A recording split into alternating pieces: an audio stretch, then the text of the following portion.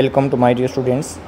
तो बच्चे, आज हम इस वीडियो लेक्चर में इलेक्ट्रोकेमिकल सीरीज़ के बारे में जानेंगे। इलेक्ट्रोकेमिकल सीरीज़ क्या होता है, इसे हम एक्टिविटी सीरीज़ भी कहते हैं। तो व्हाट इज़ इलेक्ट्रोकेमिकल सीरीज़? देखिए बच्चे, जो हमारे पास स्टैंडर्ड इलेक्ट्रोड पोटेंशियल होता है लार्ज नंबर ऑफ़ इलेक्ट्रोड्स का have been measured with respect to standard hydrogen electrode, जिसे हम यहाँ फिर नॉर्मल हाइड्रोजन इलेक्ट्रोड भी कहते हैं। तो जब भी हम इलेक्ट्रोड पोटेंशियल जो है स्टैंडर्ड इलेक्ट्रोड पोटेंशियल बहुत सारे इलेक्ट्रोड्स का मेजर करते हैं with respect to standard hydrogen electrode, तो हमारे पास जो है बहुत सारी वैल्यूज़ आ जाती हैं रिडक्शन पोटेंशियल की। इलेक्ट्रोड पोटेंशियल के लिए जो है रिडक्शन पोटेंशियल के वैल्यूज़ आ जाते हैं, ठीक है। The arrangement of these electrodes in the increasing order of their reduction potential. अब इन इलेक्ट्रोड्स का जो है अरेंजमेंट किया होता है in order of their increasing reduction potentials, क्योंकि हमारे पास डिफरेंट इलेक्ट्रोड्स के रिडक्शन पोटेंशियल्स आते हैं, तो उनका रिडक्शन पोटेंशियल का जो अरेंजमेंट है वो इंक्रीजिंग ऑर्डर में जो रखा गया होता है उसी को हम क्या कहते हैं, इलेक्ट्रोकेमिकल सीरीज़ कहते हैं।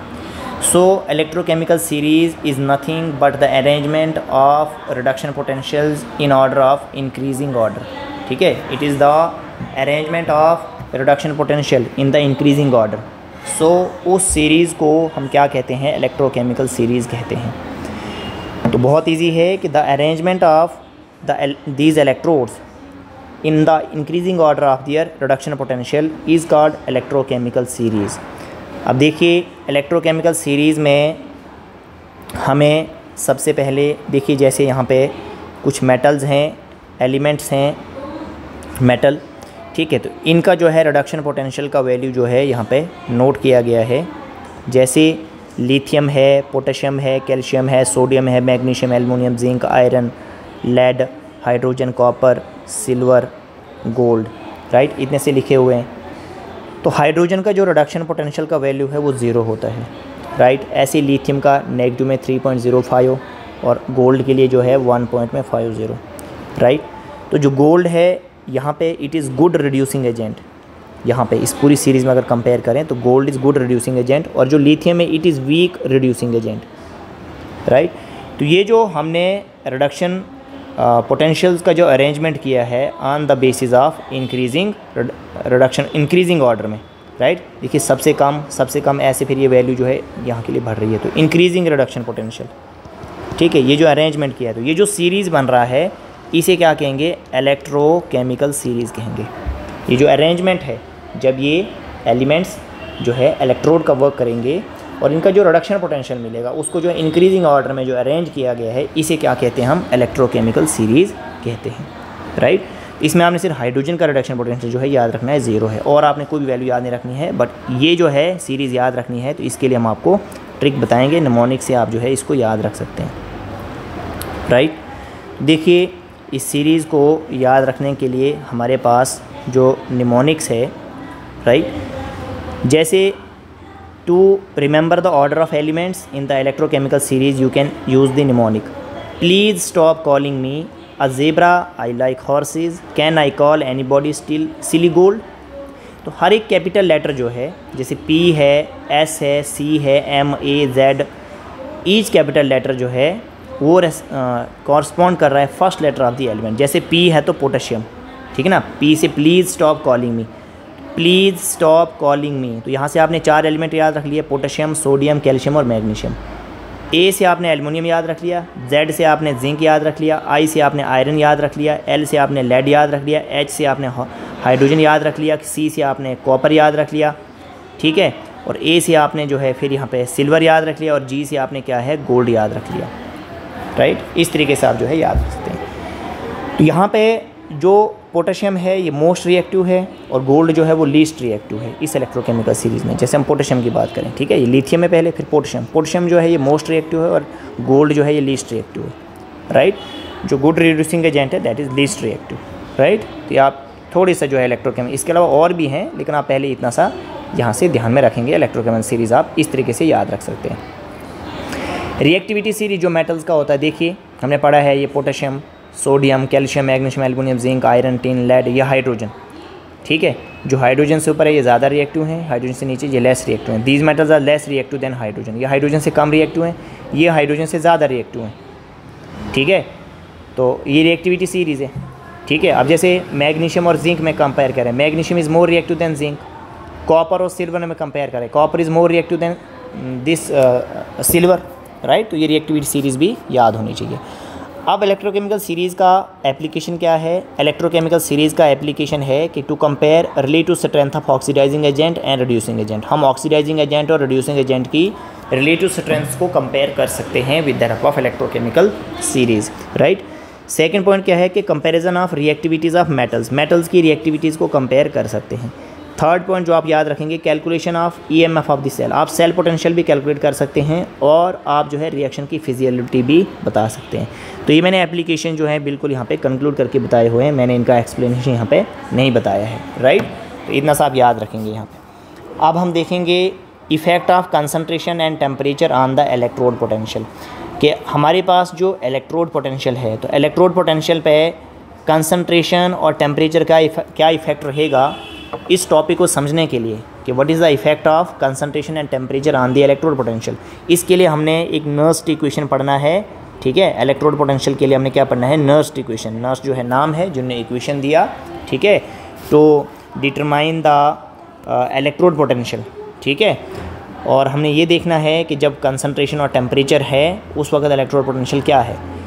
तो जो इलेक्ट्रोड पोटेंशियल है वो डिपेंड करता है concentration of the electrolyte.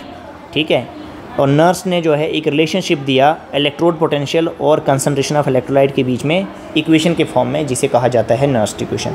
So Nernst equation क्या है कि नर्स्ट ही give a relationship between the electrode potential and the concentration of electrolytic solution known as the Nernst equation. कोई भी हमारे पास इलेक्ट्रोड का रिएक्शन है जनरल में, जैसे हमने Mn+ लिख दिया एक्वस, n इलेक्ट्रॉन लेके ये M सॉलिड में कन्वर्ट होगा। तो अगर इसके लिए हमने नर्स्ट इक्वेशन लिखना है तो वो कैसे लिखना है? आप इसको सेल के लिए बोल सकते हैं, तो E cell equal to E not cell, right. क्या बोलेंगे आप? ई नॉट सेल माइनस में RT/NF नेचुरल लॉग। तो यहाँ पे आप लिखेंगे ये ऑक्सीडाइज्ड फॉर्म का, ठीक है, और ये रिड्यूस्ड फॉर्म का, ठीक है, कंसंट्रेशन। ठीक है, जैसे मेटल है इसका कंसंट्रेशन और ये रिड्यूस्ड फॉर्म का कंसंट्रेशन। तो जहाँ पे ये ई है इसको आप इलेक्ट्रोड पोटेंशियल बोलेंगे सेल का, और जो under given conditions of temperature and concentration, और जो ई नॉट है इसको स्टैंडर्ड इलेक्ट्रोड पोटेंशियल बोलेंगे जब टेम्परेचर 298 केल्विन होगा और कंसंट्रेशन सॉल्यूशन का 1 मोलर होगा। आर जो है यहाँ पे गैस कांस्टेंट है जिसका वैल्यू आप 8.314 joule kelvin inverse mole inverse लेंगे। एफ जो है फैराडेज होगा और इसका वैल्यू 96500 कोलम लेंगे, और एन का मतलब यहाँ पे number of electrons involve in the electrode reaction होगा, और एम का मतलब यहाँ पे कंसंट्रेशन, एम का मतलब होगा molar concentration of the metal, और Mn+ होगा molar concentration of the solution, right. तो प्योर सॉलिड्स और लिक्विड्स या गैसेस के लिए, जो प्योर सॉलिड्स होंगे, प्योर लिक्विड्स होंगे, प्योर गैसेस होंगे, उनके लिए हमने कंसंट्रेशन जो लेना है वो 1 लेना है, राइट। तो ये क्या रिएक्शन बन जाएगा? E cell equal to E not cell minus में 2.303/NF, ठीक है, RT लॉग में क्या आ जाएगा? क्योंकि ये मेटल है, सॉलिड में है, तो इसके लिए क्या लेना आपने? प्योर है तो 1 लेना है अपान में Mn+, राइट। तो जब हम ये वैल्यूज़ यहाँ पे, जब ये नेचुरल लॉग को आपने log to the base 10 convert किया तो यहाँ पे 2.303 जो है ये आ जाता है, राइट। तो जब आप FRT का वैल्यू जो है पुट करेंगे इस इक्वेशन में तो हमको फाइनल क्या मिलेगा? E cell equal to E not cell minus में जब आप 2.303 और ROT का वैल्यू पुट करेंगे और F का वैल्यू पुट करेंगे तो आपको मिलेगा 0.059 अपान में N रहेगा और लॉग, और ये सेम ऐसे रहेगा 1/Mn+, ठीक है। तो ये हमारे पास नर्स्ट इक्वेशन। अब effect of concentration and temperature on the EMF of the cell. अगर हम यहाँ पे टेम्परेचर और कंसंट्रेशन का इफेक्ट देखें सेल पोटेंशियल पे, तो हम कोई जनरल में सेल रिएक्शन लेते हैं, AA + BB gives us XX + YY। तो नर्स्ट इक्वेशन कैसे लिखेंगे? E cell equal to E not cell minus में RT/NF नेचुरल लॉग, ये प्रोडक्ट्स का concentration raise to the power stoichiometric coefficient divide by products की concentration raise to the power stoichiometric coefficient. तो जो E cell है इसको हम EMF of the cell बोलते हैं, ठीक है, at any concentration of the solution. और ई नॉट सेल जो है स्टैंडर्ड सेल पोटेंशियल होगा, एंड जो है number of electrons involve in the cell reaction. तो जब हम RFT का वैल्यू जो है यहाँ पे इसमें पुट कर लेंगे तो हमारे पास जो रहेगा E cell equal to E not cell minus में 0.059 अपान में N लॉग, और ये सेम ऐसे ही लिखा हमने, प्रोडक्ट्स की concentration raise to the power stoichiometric coefficient और रिएक्टेंट्स की concentration raise to the power stoichiometric coefficient. Daniell cell के लिए अगर हमको रिएक्शन लिखना है तो zinc solid plus copper 2 plus aqueous, तो हमें क्या मिलेगा इक्विलिब्रियम में, ये स्टेज इक्विलिब्रियम पे है, तो Zn2 प्लस एक्वस में कॉपर सॉलिड। इसके लिए E0 सेल लिखिए, मतलब नर्स्ट इक्वेशन लिखिए, तो E cell equivalent to E0 cell minus में 0.059/2 लॉग, तो हमारे पास जो है ये एक्वस का कंसनट्रेशन जो ऑक्सीडाइज्ड फॉर्म है और जो हमारा रिड्यूस्ड फॉर्म है, राइट। तो ये हमने लिख दिया यहाँ पे इस तरीके से, तो ये हमारा नर्स्ट इक्वेशन आ गया, राइट। अब हम जो है यहाँ पे रिलेशनशिप बिटवीन देखेंगे, सेल पोटेंशियल गिब्स एनर्जी और इक्विलिब्रियम कांस्टेंट के बीच में रिलेशन देखेंगे। तो रिलेशन क्या होता है, जो स्टैंडर्ड गिब्स फ्री एनर्जी होता है that is equal to -NF में E0 सेल, ये रिलेशन आपको याद रखना है। जहाँ पे डेल्टा G0 क्या है, स्टैंडर्ड फ्री एनर्जी चेंज है, F जो है फैराडेज कांस्टेंट है, N जो है number of electrons involve in the redox reaction, E0 cell जो है स्टैंडर्ड सेल पोटेंशियल है। E0 सेल जो है हमारे पास कितना हो जाएगा यहाँ पे 2.303 RT अपान में NF, ठीक है ना, क्योंकि E0 सेल का वैल्यू ये होता है log Kc, क्योंकि एट इक्विलिब्रियम जो है, एट इक्विलिब्रियम क्या होता है, E सेल जो है वो 0 होता है। तो जब ये वैल्यू हम जो है यहाँ पुट करते हैं इस इक्वेशन में, तो यहाँ से E0 सेल का वैल्यू जो है हमारे पास ये आ जाता है, राइट। और जो log K होता है उसको log Q जो होता है उसको हम Kc लिख देते हैं, राइट। तो यहाँ से ये वैल्यू क्या हो जाएगी डेल्टा G, तो आप E0 सेल की जगह जो है क्या लिखेंगे, E0 सेल की जगह आप 2.303 RT log Kc लिख सकते हैं, राइट। तो ये डेल्टा G0 क्या हो जाएगा माइनस में RT, तो नेचुरल लॉग जो है ये 2.303 जो है ये नेचुरल लॉग में कन्वर्ट होके ये रिमूव हो जाएगा और इसको ln Kc आप लिख सकते हैं। तो ये रिलेशन जो है हमारे पास सेल पोटेंशियल, राइट, देखिए हमारे पास जो सेल पोटेंशियल है दैट इज़ E0 सेल, ठीक है ना, और स्टैंडर्ड सेल पोटेंशियल और जो गिब्स फ्री एनर्जी और इक्विलिब्रियम कांस्टेंट का रिलेशन जो है हमारे पास यहाँ पे ये है। तो ये दोनों इक्वेशंस आपको याद रखनी है, ये इक्वेशन भी और ये इक्वेशन भी। अब नर्स्ट इक्वेशन और इक्विलिब्रियम कांस्टेंट की बात हम कर रहे हैं, तो जनरल रिएक्शन हमने कंसिडर किया सेल का, राइट, जैसे zinc solid copper 2 plus aqueous, तो हमें जिंक 2 प्लस और कॉपर सॉलिड मिलेगा। इक्विलिब्रियम में क्या होता है कि जो इलेक्ट्रोड पोटेंशियल होता है 2 इलेक्ट्रोड्स का वो इक्वल हो जाता है, तो इसलिए EMF जो सेल का है वो 0, मतलब जो E सेल हमने लेना है क्या लेना है इक्विलिब्रियम पे 0 लेना है। तो नर्स्ट इक्वेशन को कैसे लिखा जाएगा, नर्स्ट इक्वेशन जो है E cell equal to E0 cell minus में RT/NF नेचुरल लॉग, जो ऑक्सीडाइज्ड फॉर्म है और जो रिड्यूस्ड फॉर्म है पूरे रिएक्शन का लिख दिया हमने यहाँ पे, ठीक है, जिस तरीके से हम ये लिखते हैं प्रोडक्ट्स का कंसंट्रेशन डिवाइड बाय रिएक्टेंट्स का कंसंट्रेशन, राइट। तो प्योर्स के लिए आपने क्या लेना है 1 लेना होता है, यूनिटी लेना होता है, ठीक है, प्योर सॉलिड्स और लिक्विड्स के लिए, जैसे मेटल है सॉलिड्स तो 1 ले लिया। तो E cell equal to E0 cell minus में 2.303 नेचुरल लॉग को log टू द बेस 10 में कन्वर्ट करेंगे, तो ये Zn2 प्लस और कॉपर 2 प्लस आ जाएगा। तो E cell equal to E0 cell ये वैल्यू जो है अब ये Kc के बराबर आ गया, राइट। तो इक्विलिब्रियम क्या हो जाता है, ये Kc क्या है, एक इक्विलिब्रियम कांस्टेंट है, ठीक है। तो इक्विलिब्रियम क्या हो जाता है, E सेल 0 हो जाए, तो फिर हमारे पास जो E0 सेल होगा वो 2.303 RT/2F, तो कितने इलेक्ट्रॉन इन्वॉल्व है रेडॉक्स रिएक्शन में, 2 इलेक्ट्रॉन इन्वॉल्व है यहाँ पे, 2 प्लस दिख रहा है आपको, ठीक है। तो लॉग में Kc क्या है, इक्विलिब्रियम कांस्टेंट है।